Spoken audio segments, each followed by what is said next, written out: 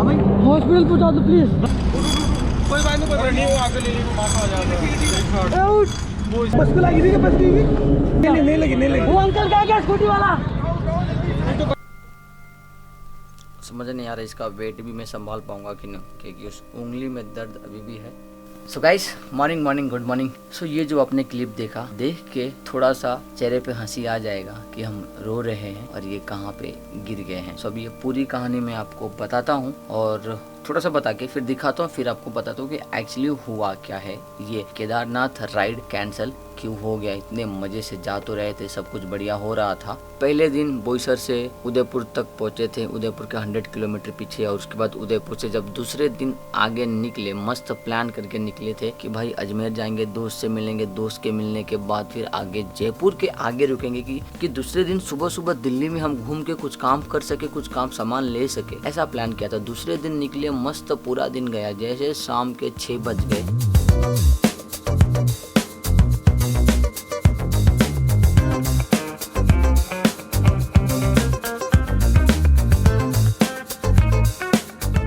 ये जो time lapse है ये आखिरी टाइम लैप्स हो सकता था, आखिरी टाइम लैप्स, क्योंकि इसके बाद जो आप वीडियो देखने वाले हो, देखना भी और सुनना भी कि लोग वहाँ पे क्या कह रहे हैं। भाई जान बच गई और मनाओ, छोड़ो सब, कौन है आदमी जाने। मतलब हमारा एक्सीडेंट हुआ और हम जब उठ रहे थे तो लोग बस एक ही चीज़ कह रहे थे, जान बच गई शुक्र मनाओ, जान बच गई शुक्र मनाओ, बस आगे निकल गई शुक्र मनाओ। ये इतनी सारी बातें कह रहे थे, कुछ बातें मैं रिकॉर्ड बिल्कुल कर नहीं पाया। उस टाइम पे बिल्कुल समझ नहीं आ रहा था कि करे क्या। इतनी दूर है घर से, कोई यहाँ पे अपना नहीं है, दिमाग पूरा फ्यूज और रोना चालू कि केदारनाथ का ड्रीम टूट गया जो इस साल जा रहे थे हम।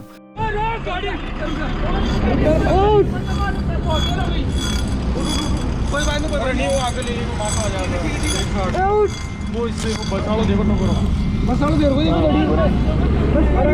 गाड़ी। हेलो ठीक है, बोलो गाड़ी बस गाड़ी है। अरे यार हेलो हेलो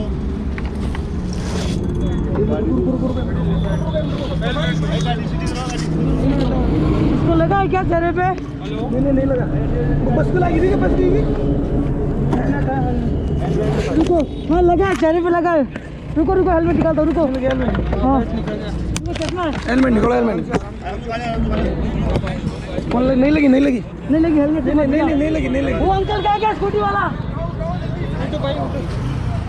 कोई बात नहीं, ठीक है खड़ा बच गया। तो फिर नसीब बच गया, बहुत खतरनाक बच्चे, चक्कर आ रहा है। बस गाड़ी की बस ट्रोले वाला ये खड़ा कर देता है। नहीं बस गाड़ी है, खड़ो ही दिखे जो ट्रोले बस गाड़ी के अंदर के रुकिन खड़ा रोड पर खड़ा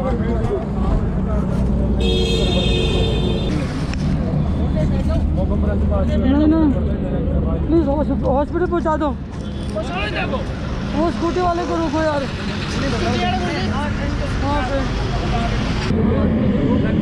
प्लीज हॉस्पिटल पहुंचा दो प्लीज। बस आ रही हूँ। बहुत चक्कर आ रहे हैं। हिम्मत रख, कोई दिक्कत नहीं आ रही है, एम्बुलेंस आ रही है, इसको खोलना। ये रुक, मैं खोल रहा हूँ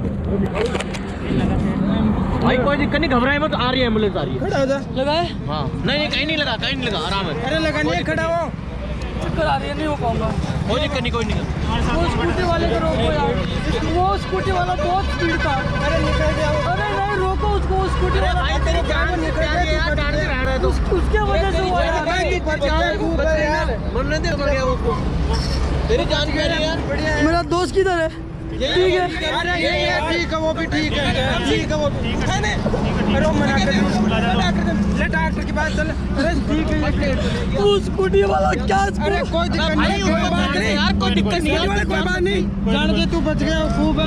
स्कूटी वाला रोक लिया भी, स्कूटी गाड़ी है क्या? अरे बस आओ, साइड में ले लो प्लीज।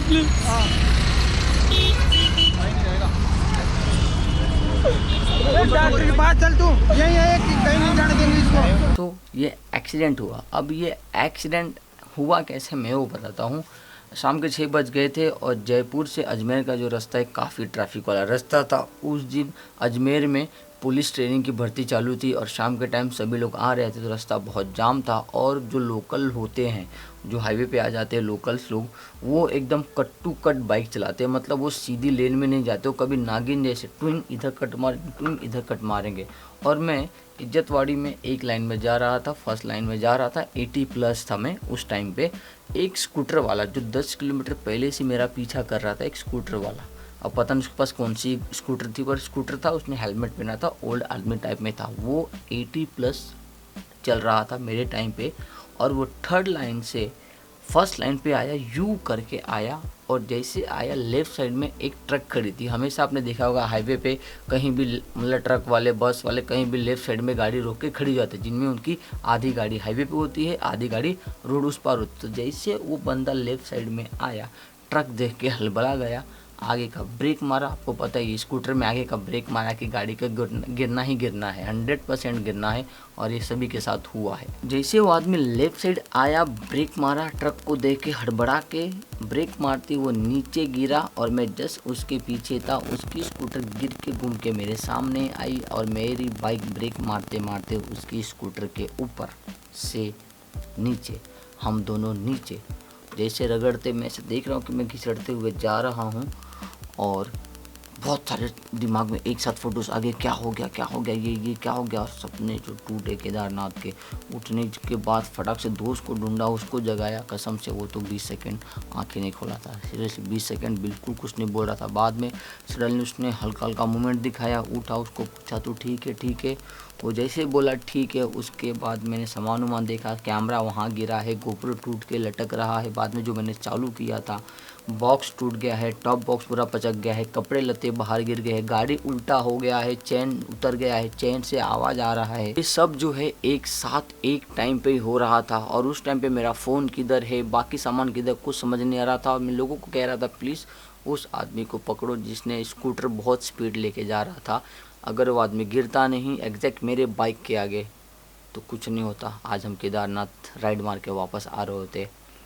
सो होने को बहुत ज़्यादा कुछ हो सकता था। शुक्र है कि हमारे पीछे कोई फास्ट गाड़ी नहीं थी, कोई बड़ी गाड़ी नहीं थी। ये हुआ, इसके बाद हम हॉस्पिटल गए, जो आप देखिए।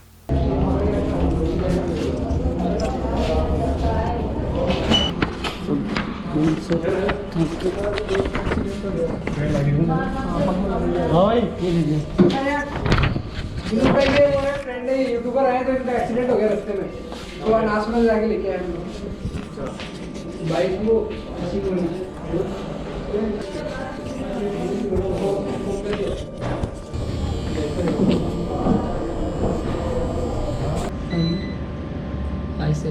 ओके, ये मतलब ऑपरेशन करना पड़ेगा। कितना टाइम जाएगा इसमें, मतलब 2-3 दिन तो हॉस्पिटल में रह जाएगा।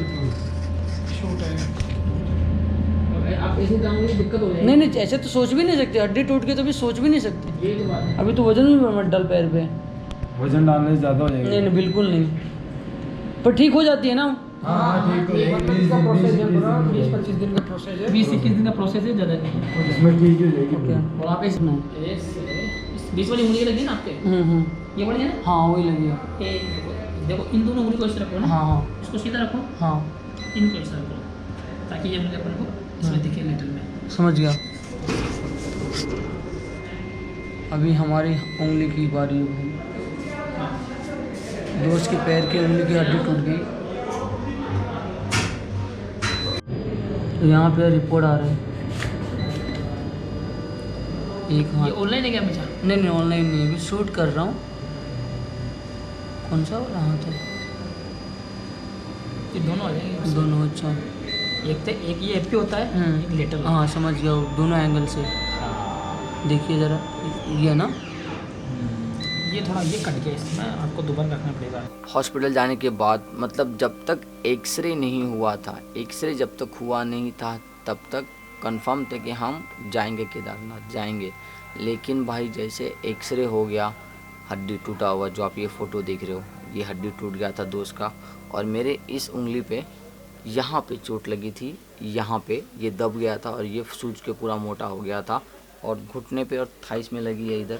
और उस दिन उस हाईवे पे बहुत सारे एक्सीडेंट हुए थे, और जो अभी आप कंटिन्यू इसमें देखने वाले हो कि दोस्त ने हमारी इतनी मदद की। मैं तो वहाँ पे रोने लगा था, 2-3 लोगों को कॉल किया था, उनके कॉल पे रोने लगा कि भाई क्या करूँ, कुछ समझ नहीं आ रहा है, इतनी दूर में किसको कॉल करूँ, कौन आएगा हमारी मदद करने के लिए। लेकिन थोड़ी देर बाद जैसे रिलैक्स हुआ, हमारे अजमेर वाले दोस्त को फ़ोन किया, उन्होंने अपने भाई को फ़ोन किया, मामा भतीजा कोई लगता है उनको फ़ोन किया। वो बंदा 10 मिनट में 18 किलोमीटर दूर से मेरे पास आया। फिर बाकी सारे उसने मदद की। और भाई ने इतनी मदद की, पिछले 3 दिन हॉस्पिटल लेके जाना आना, खाना पीना रहना सब उन्होंने मदद की।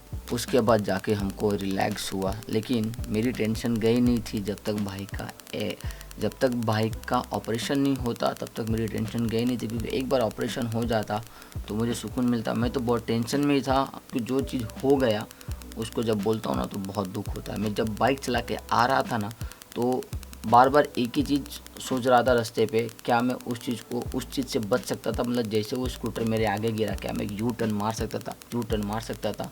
ऐसे मैंने कई बार किए भी, लेकिन कोई चांस नहीं, क्योंकि उस टाइम पे वो स्कूटर के बाजू में एक बस थी, तो मैं यू टर्न मारना मुश्किल था मेरे लिए बहुत। सो ब्रेक मारते मारते उसे पार करना पड़ा। और जब भी आँख बंद होता है वो नज़ारा सामने आता है। अब पता नहीं ये नज़ारा कैसे सामने से हटेगा कि मैं पूरा फ्रेश हो पाऊँगा। अगर मैं ऐसे इस ब्लॉग को ख़त्म कर दिया ना, मतलब 2-3 दिन के जो फोटे कि भाई का ऑपरेशन हुआ, फिर वहाँ पे गए आराम किए, फिर दूसरे दिन ड्रेसिंग हुआ, तीसरे दिन अजमेर आए, अजमेर दरगाह भी लेके गए उनको व्हीलचेयर पे बिठा के। सो बिल्कुल मज़ा नहीं आएगा और आपको भी समझ नहीं आएगा। सो इस पार्ट को मैं यहीं पे ख़त्म करता हूँ। बैक टू बैक जल्दी वीडियो आएंगे और आपको दिखेगा। और ये जो एक्सीडेंट हुआ नहीं होता तो आज केदारनाथ होते, बट कोई नहीं, किस्मत, नसीब, टाइमिंग, इसको जो बोलना चाहे वो हम बोल सकते। ख़राब था, लेकिन एक चीज़ अच्छी थी, वो है लाइफ, जो यहाँ पे हूँ मैं ये बताने के लिए।